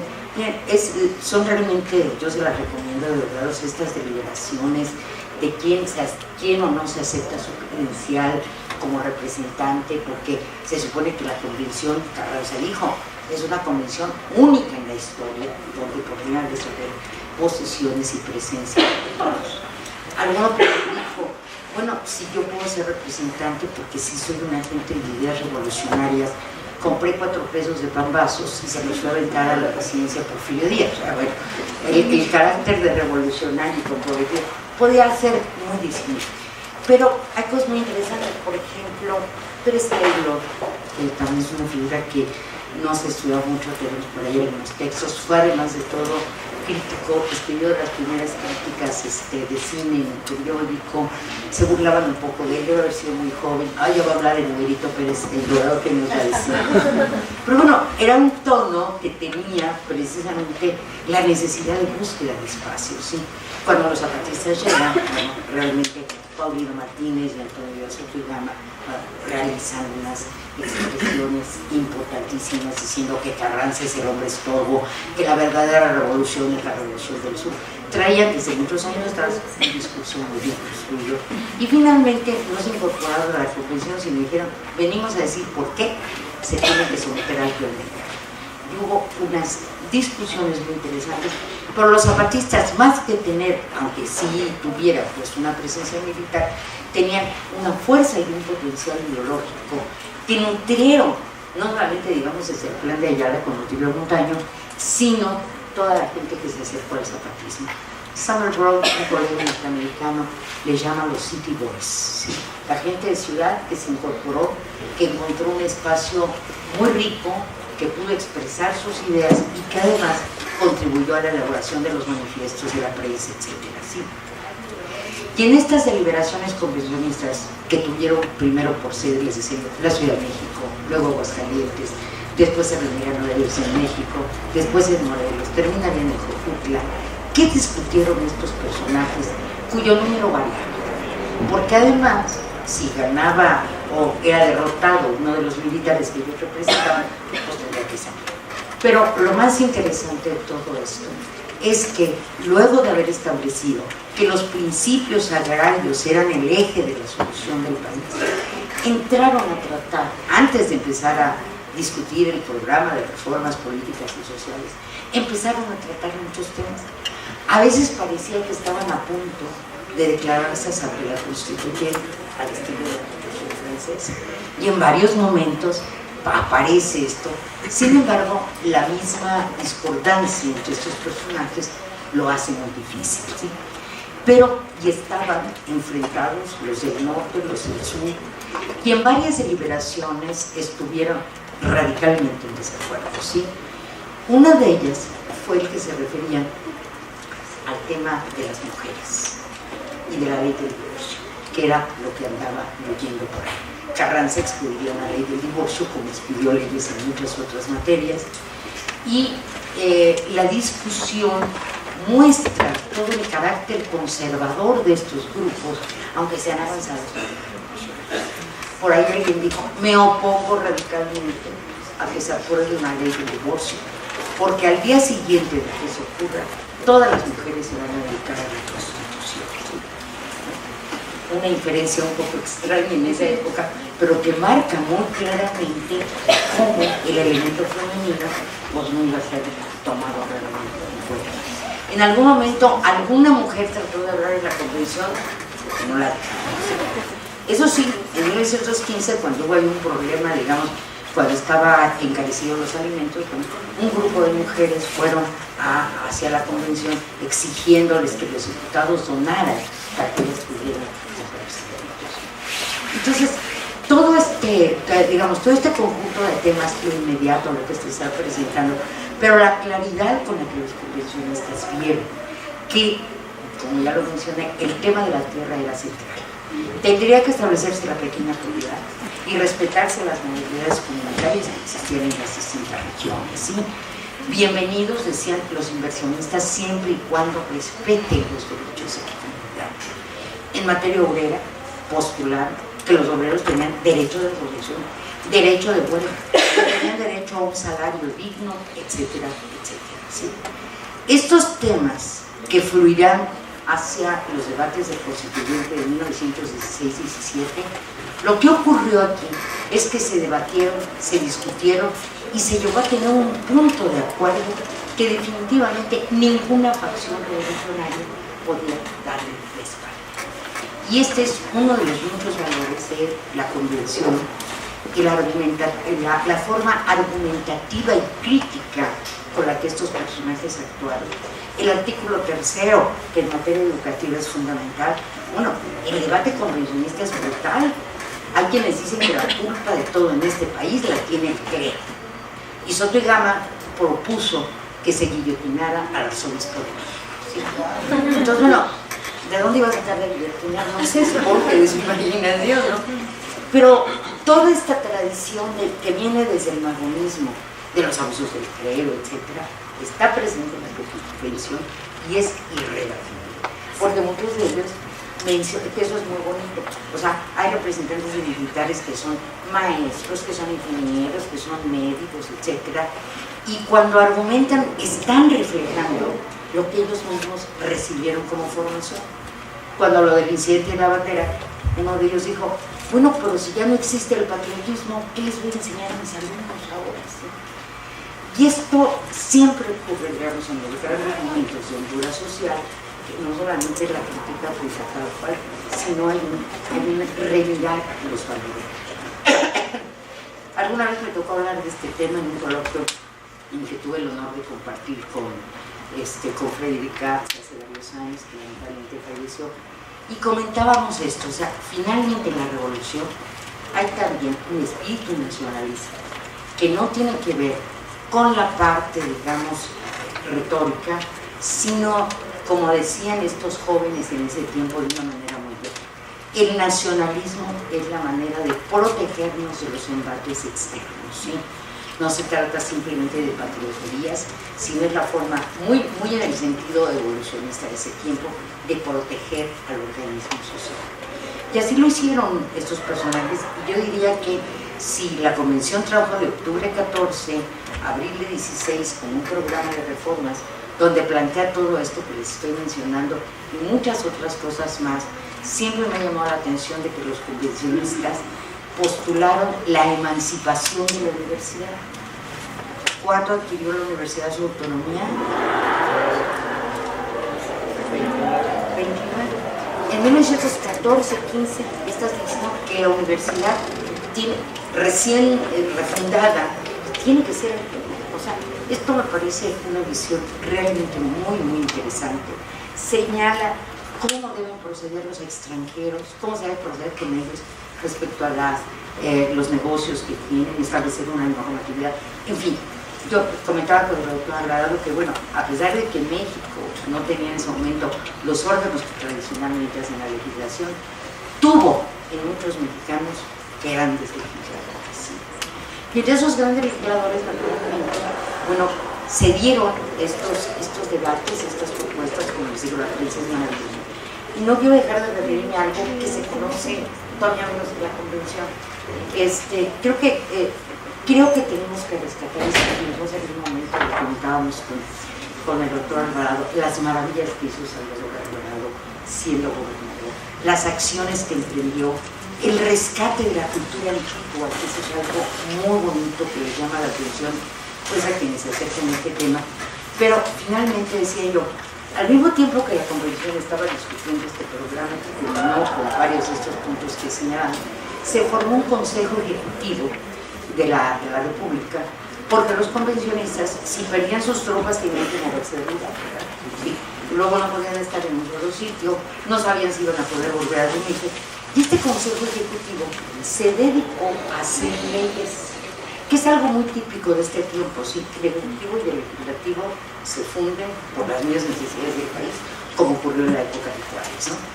Y este consejo ejecutivo emitió más de 20 leyes extraordinariamente interesantes, y les voy a comentar solamente 2 o 3, pero que nos dan materia para pensar de qué calibre de gente estábamos hablando. gente que se formó en las escuelas de abogados, gente que leía muchísimo, ¿sí? Varias veces los convencionistas citan a Gustavo León, en el Constituyente 17, por supuesto, Emilio Rabasa, porque, entre otras cosas, bueno, pues el discípulo de Emilio Rabasa, José Enrique Macías, fue el que trazó el proyecto de reformas de la Constitución, ¿sí? A la Constitución de 57. Entonces, bueno, estas leyes, ¿de qué naturaleza son? Bueno, les voy a mencionar solamente 3, y están dándose entre finales de 1915 y principios de 1916. Una ley para la protección de incapacitados. Hace un siglo, ahora es algo que está muy en boga, donde se estipulaba la obligación del Estado de proteger y de atender a todas aquellas personas que tuvieran discapacidad. Impresionante. Otra ley, la del plebiscito. No basta la votación, no basta el sufragio. El gobierno debe seguir la práctica y la sociedad de someter a plebiscito aquellas medidas troncales y vitales para la vida del país. Los sueldos de los empleados públicos. Los empleados públicos deben ser aquellos que con mayor probidad manejen su sueldo. No deben tener una despesa excesiva, porque eso distorsiona la acción política de cualquier funcionario. Sí, ¿verdad? Y rendir cuentas. Otro punto muy interesante, decía, la ley de educación. No solamente podemos pensar en educación laica, sino que tenemos que garantizar que los profesores tengan sueldos decorosos y que las normales se formen en el mejor nivel a quienes van a tener la importantísima tarea, la más trascendental, de modelar el pensamiento y el corazón de nuestros niños. Y esto, por supuesto, es algo que está. Hay quien dice, alguna ocasión en la mesa redonda que estuvimos con Diego Valadez, Arnaldo Córdoba, dice, bueno, es que muchas de estas cosas vienen del socialismo, pero también del catolicismo social. O sea, no olvidemos que en ese tiempo la misma iglesia que se había reformado, se había modificado en el sentido, no podía ser insensible ni ciega a que una gran cantidad de la población eran obreros, que tenían necesidades, pero sobre todo que deberían ser reconocidos sus derechos. En algún momento, cuando alguien dijo, ¿por qué los obreros y los obreros no estuvieron en la revolución? Y alguien respondió, pues sí, pero si no les ofrecemos estas garantías, se van a ir a la revolución. Entonces, más vale que esta gente que produce, que trabaja bien, etcétera, le demos todo aquello que se requiere para la mejoría del país.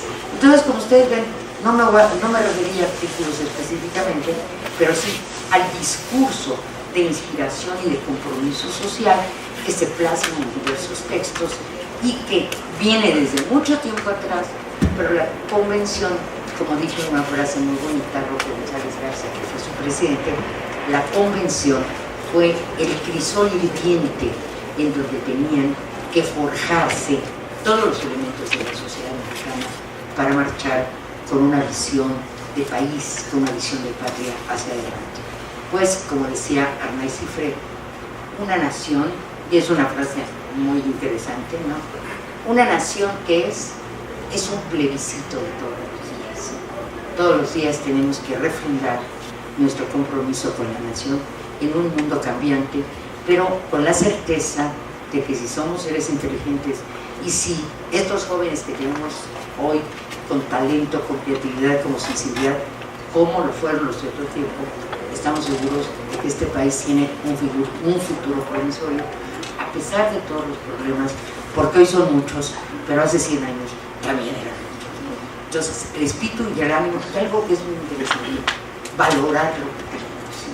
Muchos de estos personajes, claro, algún día se pelearon con Juárez y dijeron que ya los convencionistas que no querían volver a saber nada de Juárez porque había apoyado a los terratenientes, en fin, las figuras simbólicas, pero nosotros tenemos referencias, pero sobre todo creo que la mejor referencia es nuestra sensibilidad y nuestro entendimiento de la sociedad a la que nos debemos todos los días.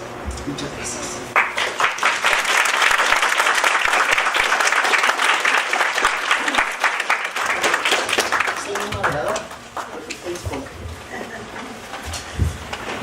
comentaba en un principio, vamos a pasar por la ronda de preguntas y comentarios. Bueno, quisiera primero pedirles que levantaran la mano quienes tenían ya algo anotado. Bueno, textualmente.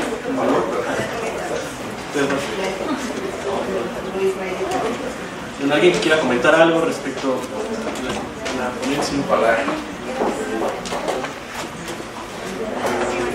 Bueno, yo de hecho quería hacerle un comentario a la doctora.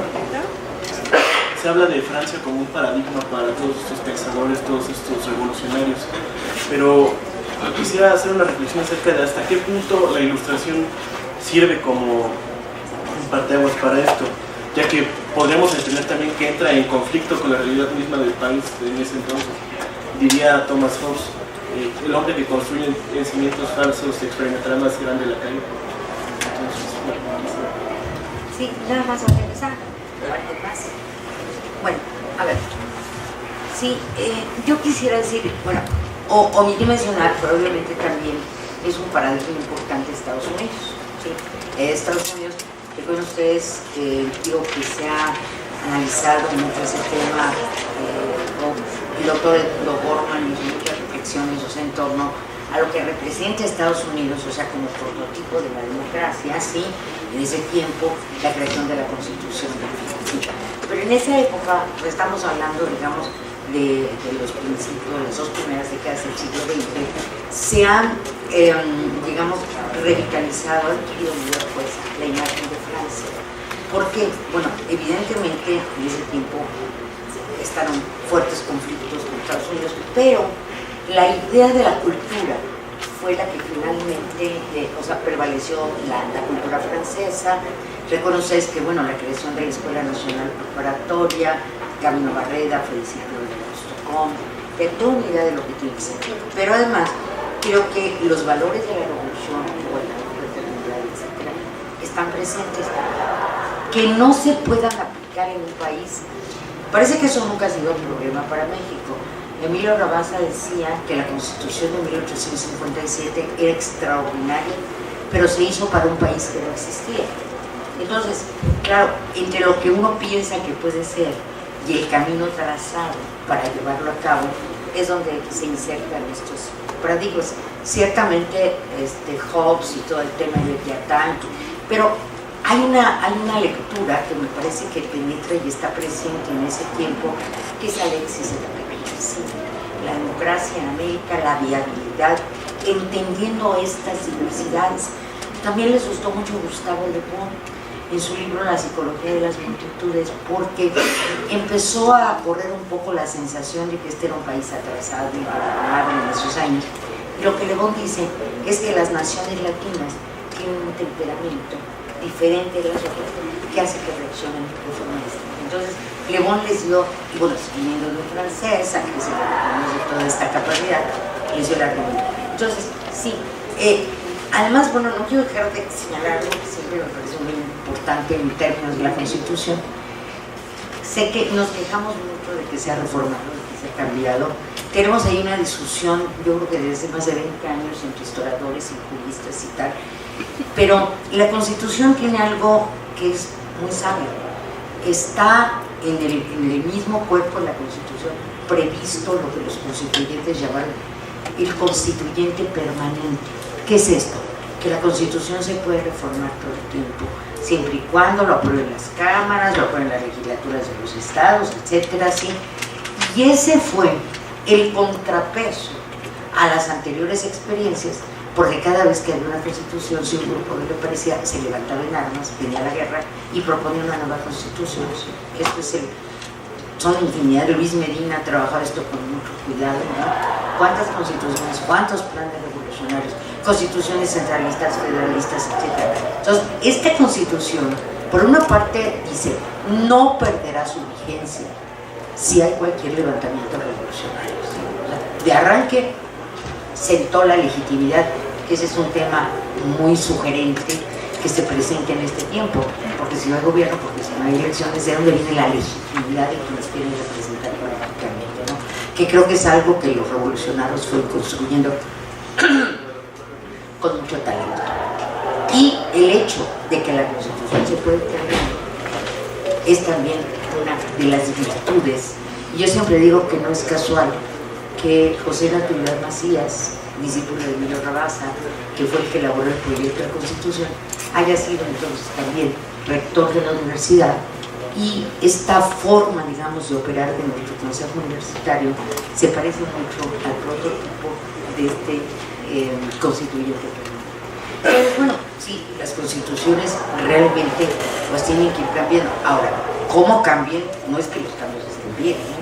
Porque creo que una de las grandes fallas de esto es que se modifica una cosa aquí, pero no se ve el cuerpo en conjunto de la Constitución, y ahí es donde empieza a haber grandes contradicciones que los abogados, no hay aquí abogados, ¿sí?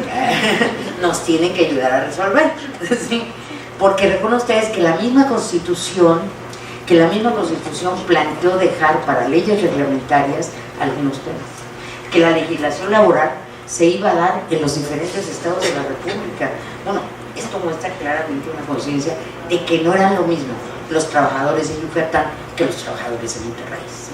Que había realidades distintas y había que irlas tramando de tal manera que se integraran, pero no fueran totalmente inoperantes en la región. Ahora, el tema, digamos, de la reforma de la Constitución es algo que va a estar en estos días, va a estar presente en estos días, en estos años, y me da muchísimo gusto que más allá de la conmemoración del 5 de febrero, pues sigamos pensando en esto. Tenemos un proyecto que algún día se me hace el honor de invitarme tiempo adelante.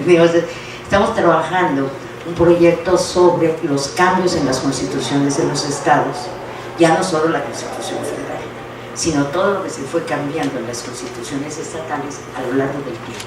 Y si no me equivoco, la última que se reformó fue como hasta 1920 y tantos, que fue la del Estado de Morelos, porque no podían ponerse de acuerdo y los conflictos internos eran de tal magnitud que no alcanzaron a resolverlos. Tuve el gusto de dirigir la tesis, una tesis de licenciatura de Edgar Rojano, que se llama Las cenizas del zapatismo, que justamente trata ese periodo. Entonces todavía tenemos mucho que conmemorar, pero además en una mirada no solamente de lo federal, sino de lo regional, que como decíamos, pues tiene todas las variedades posibles.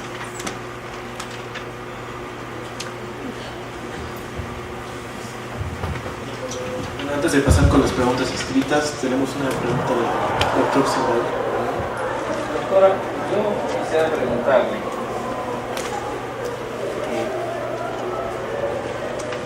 lo siguiente. La Convención de Aguascalientes es el preludio de la guerra entre convencionistas y constitucionalistas. La Convención elige un presidente, que es Eulalio Gutiérrez, y el carrancismo desconoce esa disposición y define que el encargado del Poder Ejecutivo es Venustiano Carranza. Y eso pone en evidencia la contradicción de dos planes que movilizaron grandes contingentes. El plan de Ayala, que señalaba en su artículo 12, que una vez finalizada la lucha armada se convocaría una reunión de generales para definir un interinato y quién convocaba el poder. Y por otro lado, el artículo 5 del Plan de Guadalupe, que ya señalaba que el encargado del Poder Ejecutivo se cuida mucho Carranza de no ser presidente, ni interino, ni es el jefe del Ejecutivo, Venustiano Carranza.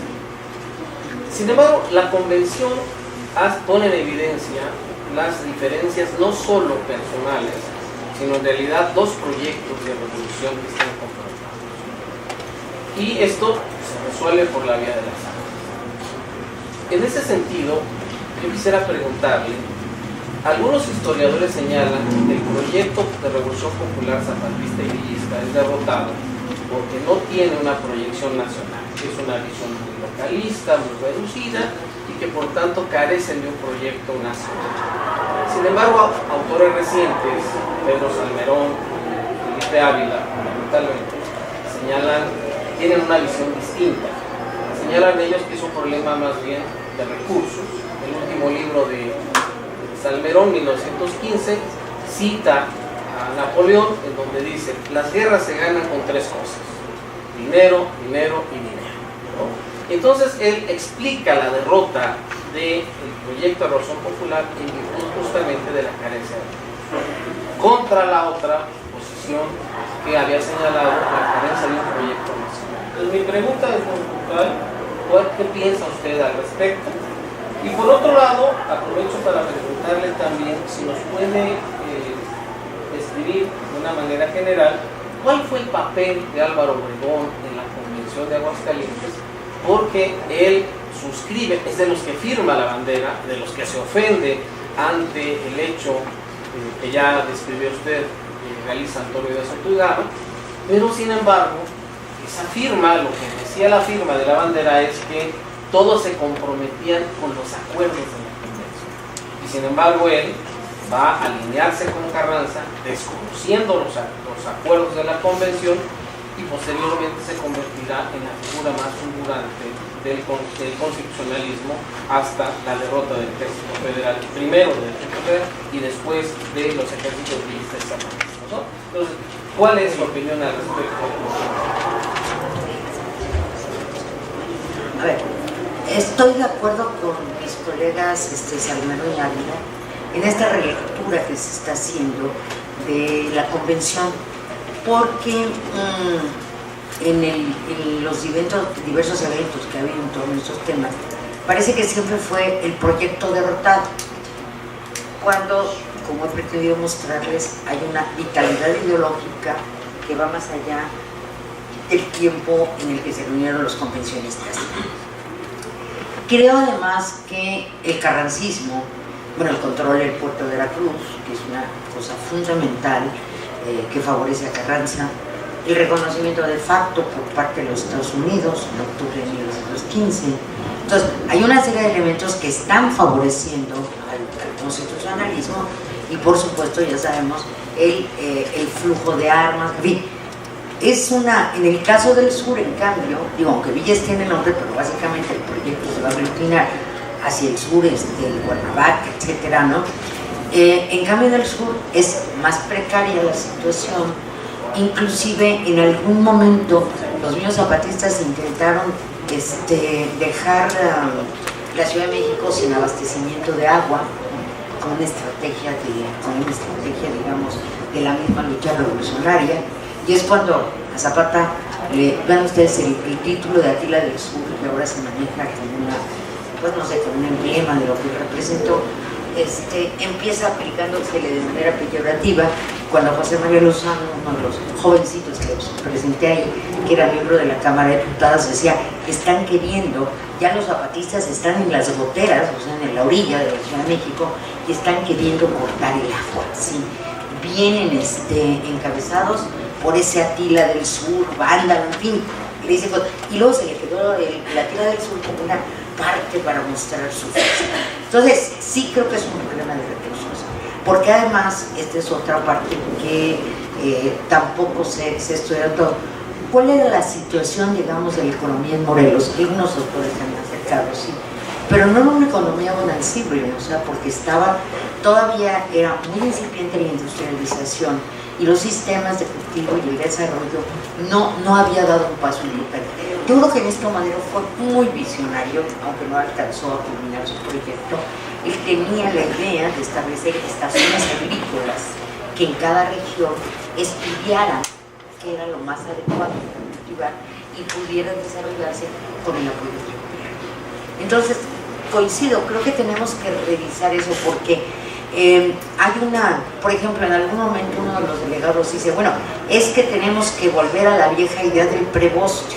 El preboste era la forma como se cobraban impuestos de unas regiones a otras desde los tiempos medievales, o sea, y estamos ya en una tónica de un gobierno libre, de un comercio libre, pero que no se encuentra suficientemente protegido para los trabajadores. Entonces, coincido y creo que estamos releyendo muchas cosas, eso me parece muy interesante, más allá de los clichés, digamos, que se han venido repitiendo a lo largo de muchos años, o propuestas, pero que ya pueden estar superadas, ¿no? Por lo que se refiere al caso de Obregón, ¿sí? El caso de Obregón ha sido un personaje tratado por algunos jugadores mexicanos, también por norteamericanos. Muchas de estas figuras primero las han manejado colegas norteamericanos. El caso de Obregón. A ver, Obregón, como sabremos, era una gente que tenía, o sea, un típico ranchero, siempre se le describe de esa manera, que se suma a Carranza, que hay ahí una serie, digamos, de problemas de autoridad. Los tiene Carranza con Villa se les orienta porque no está de acuerdo con las órdenes. Pero el caso de Obregón, en principio, respalda este proyecto de Carranza de unir o de tratar de encontrar en grupo la solución a los problemas que vive el país. Ahora, Obregón es un hombre con un prestigio militar, que además se supone que es de los mejores estrategas. En esta coyuntura, y también lo platicamos hace un momento, los cambios de posiciones son relativamente frecuentes, a lo mejor no explicables, pero frecuentes. Obregón, como les comentaba yo, estaba en esa frase de su enojo porque no estuvieran los civiles y pensaba que los militares debían tener mandos. Y en ese sentido le funcionaba bien a Carranza y funcionó bien para todo este trayecto que va no solamente del Plan de Guadalupe, sino el famoso discurso del Ayuntamiento de Hermosillo, donde ya Carranza plantea todo un problema social. Sin embargo, el hecho mismo, cuando Obregón se va, ya con Carranza, los convencionistas se sienten verdaderamente descorazonados, pensando, ahora sí ya perdimos, ¿verdad? Y tienen la esperanza de que Obregón regrese. En algún momento dicen, es que llegó un telegrama del general Obregón, entonces dijeron, ya van a reintegrarse. No, era un telegrama calzado que no tenía que ver nada con la situación de ese momento. Ahora, Obregón es muy hábil en el sentido de que se va a ir vinculando con los personajes y con los civiles que pueden funcionar y que reconocen, digamos, su mando. Yo tengo por lo menos dos ejemplos bien documentados de lo que ocurre en ese sentido. Otra vez volviendo a Sotiogama, en alguna discusión, porque Obregón las seguía, las conocían a través de la prensa, y él mismo conocía a Sotiogama, decía, refiriéndose, es un personaje absolutamente ridículo, sus ademanes dan risa, no tiene ninguna capacidad, se refería así a Sotiogama, así. Sin embargo, después lo buscó para que fuera realmente el gran artífice de la formación del Partido Nacional Agrarista, ¿sí? Que después de la Constitución de 17 se crea, pero además lo interesante es que ese partido se crea agrarista, pero incluye temas obreros, temas políticos, etcétera, que fue la gran habilidad con la que se manejaron estos personajes, ¿sí? No solo en la tierra. Y es ahí donde yo creo que lo que dicen Salmerón y Ávila tienen razón, o sea, porque dicen, sí, es local, porque es pues no, el agrarismo se está viendo como el pivote de todo. Es más, en algún momento Carranza le dirigió una carta a Woodrow Wilson explicándole cuál era la situación del país. No le hicieron mucho caso, en el momento no se le contestó y no sé si habrá tenido algún efecto, pero le escribió una carta a la reina de Inglaterra, o sea, estaban pensando moverse en un ámbito internacional más amplio, aunque Carranza fue mucho más eficaz y tuvo a gente como Isidro Fabela para que hiciera estas funciones, ¿sí? Entonces, lo que ocurre con Obregón, hay este distanciamiento. Ahora, cuando la convención se reúne, bueno, la idea está ahí Antonio Villarreal, que es el presidente de la Asamblea, no el presidente de la República, ¿sí? En conjunto piden que Carranza sea desconocido y que él renuncie además, o sea, pedían la renuncia de Carranza para que esto no, Carranza evidentemente no renuncia, pero además es muy hábil en el movimiento de las tropas, o sea, con Cándido Aguilar, en fin, va teniendo puntos de salvaguarda en donde la figura de Obregón sí tiene mucho peso, pero además yo menciono estos dos casos documentados, ¿no? El de Sotiogama, y el segundo caso es el de Roque Estrada. Roque Estrada fue un abogado zacatecano muy talentoso, seguidor de Solá, en fin, orador en las giras de Madero. Felizmente tenemos su archivo aquí en el archivo histórico de nuestra universidad, y tuvo contacto con Obregón. O sea, Obregón era un hombre que sabía aprender y que sabía escuchar. Y hay una foto dedicada de Obregón a Roque Estrada, donde le dice: yo quiero que usted sea el Obregón de la reconstrucción a través de las leyes. Muy interesante. Entonces, bueno, no puedo responder del todo la pregunta, pero sí hay 2 o 3 indicios que marcan que Obregón se supo relacionar bien con estos abogados que ellos mismos, yo me resisto luego a utilizar el título de intelectual, el adjetivo, pero ellos mismos se consideran intelectualidad revolucionaria y por eso les respeto su caracterización. Obregón se supo vincular muy bien con ellos, ¿sí? Como hombre inteligente. Y fíjense que hay algo que a mí siempre me llama mucho la atención: el respeto recíproco con el que se trataban Zapata y Sotomayor, ¿sí? Cada uno sabía que tenía su esfera de acción y que ambos se necesitaban. Y la relación que tuvo Villa con otros personajes, quizá menos, de menor relevancia política, pero también igualmente importante.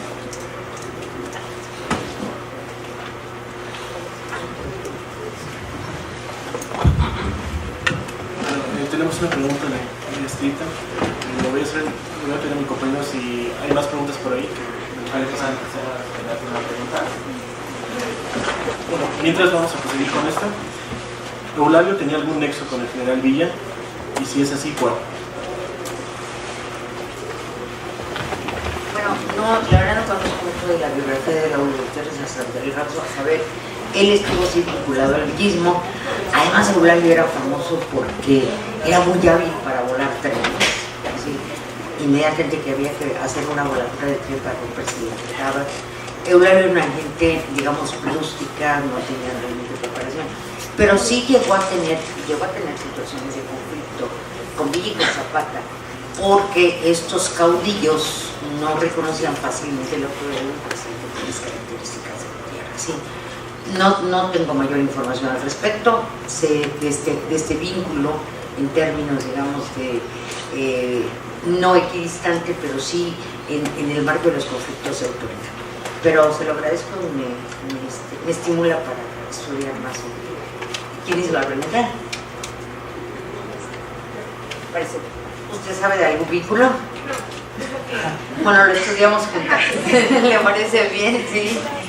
Yo les voy a dejar aquí, si me permiten, un correo después para que con todo gusto cualquier comentario que quieran hacer lo recibiré con mucho entusiasmo.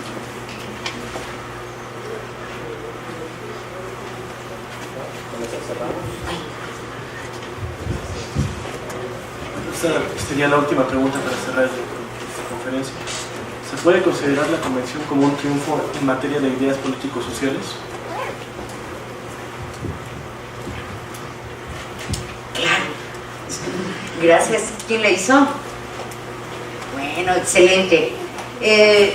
Es una pregunta, pero es una afirmación que yo suscribiría plenamente, porque creo que además esta experiencia que da cuenta de una riqueza ideológica, que da cuenta de una sensibilidad y algo que en algún momento dado perdemos de vista.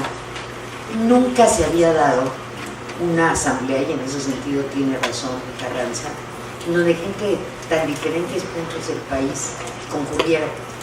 Y les voy a decir por qué. Ustedes pueden decir, bueno, la Cámara de Diputados, bueno, los diputados ya en ese tiempo como no residían en sus estados muchas veces, ¿sí? O sea, y continuaban, y realmente esto dependía del palomeado que hacía Porfirio Díaz, que además son bellísimos los documentos que están en la Universidad Iberoamericana. Decía, sí, no, diputado, pero muchos seguían, ¿no? Entonces, la forma como se integra este grupo, la manera en la que muchos aportan, digamos, sus ideas, sus conocimientos, pero, ojo, y esto es ejemplar, los diputados dicen, me fui a la biblioteca, revisé este libro que menciona, o sea, están estudiando los delegados de la convención, ¿sí? Entonces, además de su inteligencia, de su talento, de todo lo que ustedes quieran, por una parte, la responsabilidad de lo que están haciendo, pero algo en lo que creo que desde los griegos es muy importante, ¿sí? La discusión, el debate, aquello que decían aquí en el Areópago, he aprendido oyendo y repitiendo. La comunicación de ideas, a mí me ha resultado fascinante en los últimos años estudiar la línea de análisis del discurso, el compartir las ideas, la forma como se reelaboran cuando tú se las comunicas a alguien más, tienen que traducirse en una gran riqueza. Lo que decía Paulino Martínez, o sea, las guerras se hacen con las armas y las ideas, ¿sí? Y en este caso, independientemente de la posición en la que hayan quedado de aparente derrota, si tú vas viendo estos ejemplos, como yo les mencionaba, de la ley de incapacitación, que finalmente a la larga tuvieron razón, ¿sí? Si tú, por ejemplo, miras que prácticamente todos los presidentes, después de Carranza, en fin, los que fueron a rendirle un tributo simbólico a Zapata, ¿sí? A Calle, ¿sí? ¿Verdad? Es una figura muy fuerte, es una figura que representa, no diríamos al caudillo derrotado, sí, sino es una figura de un hombre de Estado que constituye un paradigma muy importante en este momento y que de alguna manera, bueno, esa es una hipótesis que estoy trabajando por ahí, pero bueno, las comparto, que de alguna manera representa la aspiración de lo que será el Poder Ejecutivo en estos años, porque recuerden ustedes que la idea con la Constitución del 7 fue hacer un Poder Ejecutivo fuerte para que pudiera llevar a cabo las reformas sociales, y una vez llevadas a cabo las reformas sociales, pues tendría que ir dejando sus facultades, pero esa segunda parte no ocurrió, ¿no? Sino que el poder presidencial se concentró muchísimo. Y hay una frase muy bonita en donde se decía que, bueno, que cuando las leyes se rompen, cuando deja de existir la armonía, solamente la figura de un caudillo con calidades morales, con principios éticos, puede servir para reencauzar a los pueblos. Y esa era Zapata. Zapata era visto así. Algunos de sus seguidores decían, bueno, pues Zapata ya podía morir cuando lo asesinaron, ¿no? ¿Se acuerdan de un Chinameca? Porque la idea ya se había formado. Y eso es finalmente lo que cuenta en la historia de las sociedades.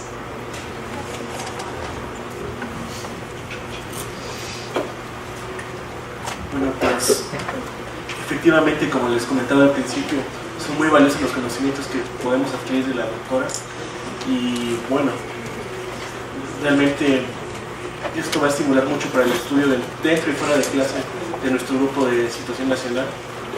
Creo que tenemos que verlo como un incentivo para seguir indagando sobre nuestra historia, sobre nuestras raíces, que al final de cuentas eso nos da una identidad, nos constituye como mexicanos. Bueno, pues yo quiero agradecerle a la doctora Gloria Villegas la distinción que nos ha hecho. Hace un momento en la explanada platicamos de estos temas y me comentó que en las sesiones que tiene con sus alumnos surge el interrogante: ¿en qué momento este país perdió esos figurones, esos hombres de ideas? Y contrasta con la situación tan lamentable que vivimos actualmente. Un noticiero nocturno recientemente hizo un estudio y de 10 diputados entrevistados, solo 2 supieron cuántos artículos tiene la Constitución. Es terrible, ¿no? Bueno, pues estos hombres no solo discutían ideas, sino encarnaban justamente las aspiraciones más legítimas de un país en construcción. En verdad ha sido un placer, doctora Villegas, y a nombre de la maestra Leticia Cano, directora de nuestra escuela, me permito entregar a usted una constancia como reconocimiento.